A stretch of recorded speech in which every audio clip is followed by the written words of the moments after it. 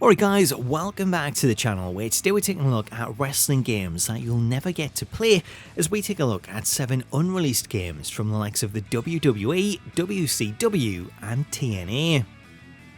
Number 1. WWE Titans Parts Unknown.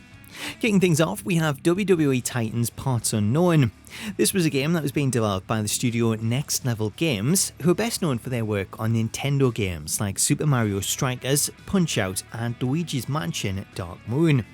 Rather than a traditional wrestling game, the premise for Titans was to take the WWE license and create a fantasy fighting game with the superstars depicted as powerful, exaggerated versions of their character. Alongside the cast of WWE superstars, it was claimed that Next Level Games also planned to include its own cast of original characters featuring anthropomorphic warriors, with these based on animals like bears and crocodiles, as well as magical characters like sorcerers and witches. In terms of gameplay, concept art shows that Titans was set to be more of a brawler than a traditional wrestling game, and because of that, in the absence of a ring and ring ropes, certain characters like Rey Mysterio would utilise a staff to perform the 619.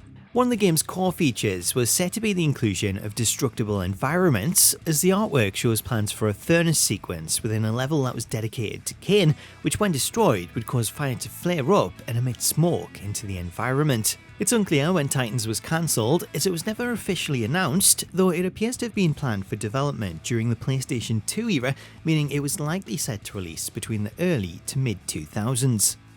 Number 2. WWE Brawl. Announced in 2010, WWE Brawl was a cartoonish brawler that featured a stylized art style similar to the likes of the Team Fortress games, where rather than fight in a ring, the WWE stars would duke it out in a variety of environments within the fictional Brawl City.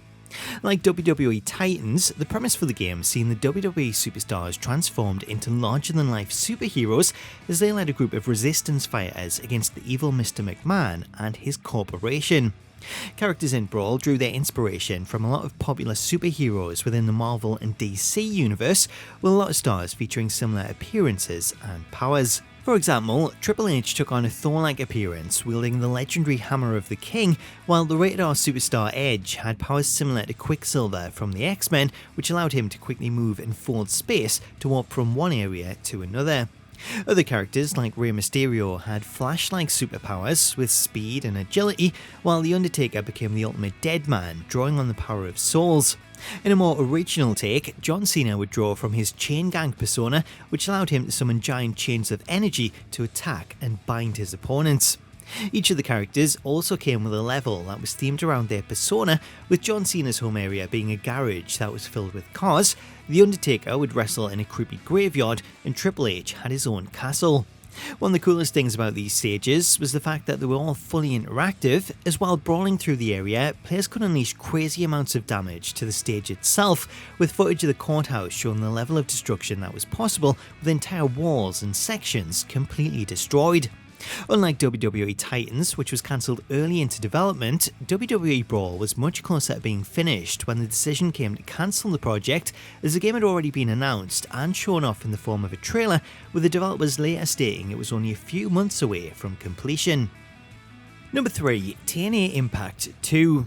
Following the release of TNA Impact in September 2008, which garnered sales of around 1.5 million copies, publisher Midway Games were quick to announce plans for a sequel. Those plans, however, turned out to be short-lived, as just a few months later, in February 2009, Midway filed for bankruptcy and began selling off their assets to help reclaim their debt.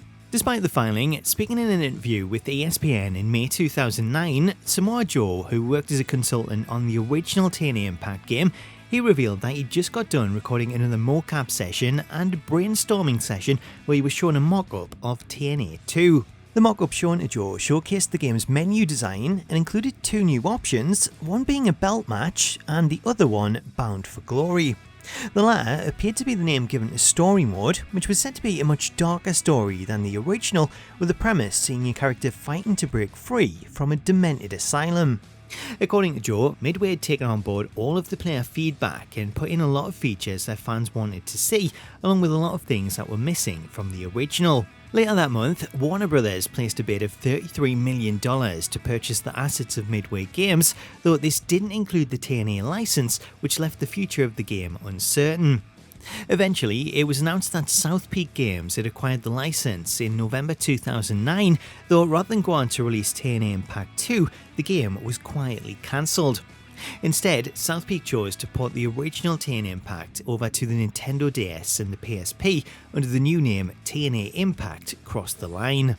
Number 4. WWF No Mercy on the Game Boy Color. WWF No Mercy for the Nintendo 64 is widely regarded as one of the best wrestling games of all time, therefore it's no surprise that THQ planned to bring the game, or at least a version of it, to the Game Boy Color. Like its console counterpart, this portable version of No Mercy was also being developed by Aki rather than Natsume, who worked on WWE's previous titles for the Game Boy. According to the Lost Media Wiki, Aki's Game Boy version of No Mercy was set to include several new features, including the addition of a Create a Wrestler mode, as Aki planned to support the Nintendo 64 transfer pack by allowing players to import their created wrestler to the console version, where they could then compete in a secret championship path within championship mode. Unfortunately, due to problems during development, Aki's Game Boy version of No Mercy was scrapped, which then led to THQ hiring Natsume to create a quick version of No Mercy using their WrestleMania 2000 engine with new wrestlers, though ultimately that version of the game was also cancelled, leaving No Mercy exclusive to the Nintendo 64.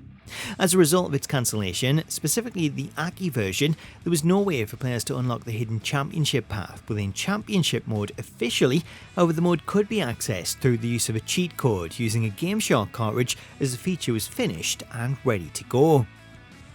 Number 5. WCW Mayhem 2/WCW 2000. Following the release of WCW Mayhem in September 1999, Electronic Arts announced that they were working on a new next-gen wrestling title for the PlayStation 2. While the original Mayhem was developed by Kodiak Interactive for the PS1 and the Nintendo 64, the sequel was under development by former WWF No Mercy creators Aki. In terms of updates, Mayhem 2 was set to expand the series across the board, with planned updates including a new branching storyline system within season mode, over 1,000 new moves, and new match types including First Blood and Gauntlet matches. While some footage of the game is available, this is primarily in the form of animation tests showcasing facial animations and voiceover that use the new PS2 hardware. The only media of the game in a playable state comes in the form of screenshots that were taken from the May 2000 edition of PSM magazine, which referred to the game under the new name of WCW 2000. According to the PSM article, alongside improved PS2 visuals, the game was also set to include an expanded backstage area of adjoining rooms which players could move between by smashing through the walls. Despite being a fair way into development, due to the WWF's purchase of WCW in March 2001, this negated the licensing deal between Electronic Arts and WCW, forcing them to cancel the project entirely.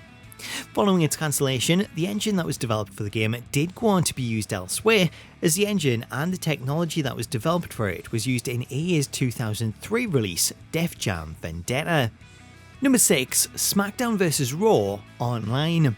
In September 2008, THQ announced plans to bring the popular Smackdown vs Raw series to PC with a new title developed exclusively for Windows by Korean developer Vertigo Games. Unlike other games in the Smackdown vs Raw series, SVR Online was unique in that it was planned to be a free-to-play online game where you could challenge players in online matches, interact with them, and even shop with them, where you could use your funds to buy their wrestlers and their brands. Along with the multiplayer component, the game was also set to feature a single-player mode where you could play as one of the WWE wrestlers or create your own custom wrestler, which you could then use in a story mode that would see you go in search of fame and respect on a journey to reach the Hall of Fame. Despite being in active development for around 2 years, and even getting as far as holding a beta test, THQ ultimately decided to pull the plug on the project in November 2010, announcing in an earnings call that the game had been cancelled and that they were closing their offices in Korea. Years after the game's cancellation, we did get a look at what the menus for the game would have looked like, as UI artist Vincent Chan revealed that he'd been contracted by THQ to create a style guide and an interactive demo for the game using assets that they'd provided. Screenshots of the demo show how the menus for the game would have been laid out, with these including a main menu screen featuring Rey Mysterio, a profile screen featuring The Undertaker, a new look Creator Superstar, and the most interesting of screens, a player customization section which took on the form of an MMO game where players could equip various items to boost their stats.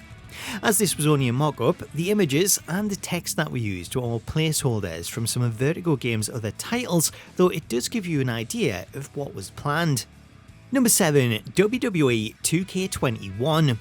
In 2019, Visual Concepts announced that they would be taking over development of the WWE 2K series from longtime Japanese developer Yuke's.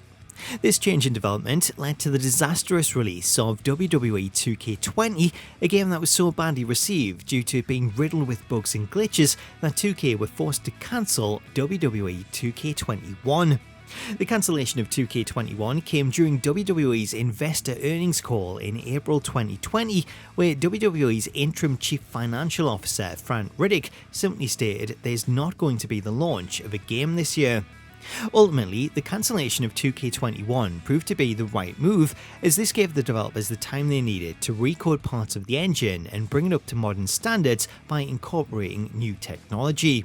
Thanks to the game's cancellation and the expanded development time, this led to a huge improvement with the release of WWE 2K22, which was widely regarded as the best game under the 2K banner. As for 2K21, no details or media of the game has ever surfaced, so it's hard to say what it would have looked like, though it's assumed that the plans for the game simply carried over to 2K22, meaning the plans for 2K21 would have still seen the showcase centered around Rey Mysterio, with Rey also appearing on the game's box art. So that's 7 cancelled wrestling games that we'll never get to play. Let me know what you made of them in the comments, and while you're there, if you want to learn more, you can hit that subscribe button to stay up to date with all the latest wrestling game news. Until next time though, thank you so much for watching this video, have yourself an awesome day, and I'll catch you later.